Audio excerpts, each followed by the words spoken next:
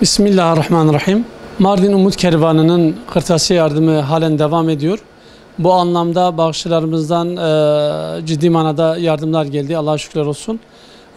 Biz de öğrencilerimizi tespit ettik, ailelerimizi tespit ettik. Çocuklarımıza yardımlarını dağıttık.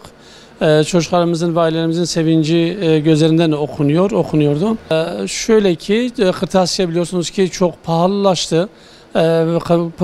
Pahalı olmasından kaynaklı da velilerimiz bize teşekkürlerini iletiyorlar.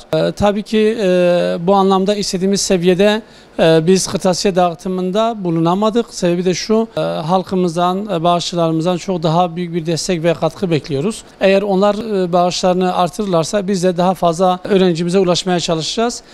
Bu anlamda aslında halen bizim gelip kapımızı çalan birçok ailemiz var. Kırtasiye talebinde bulunanlar. Ancak bizim imkanlarımız sınırlı olduğundan dolayı biz imkanlar ölçüsünde aileye ulaşabiliyoruz, öğrenciye ulaşabiliyoruz.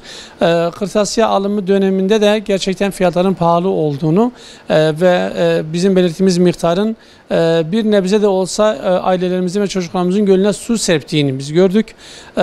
Bu anlamda bu yardımların devamı için ve ailelerimize bu katkının sağlanması için bağışlarımıza yine çağrıda bulunuyoruz.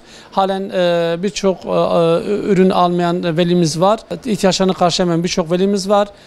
Bize telefonlar geliyor, bize günlük olarak müracaatlar geliyor.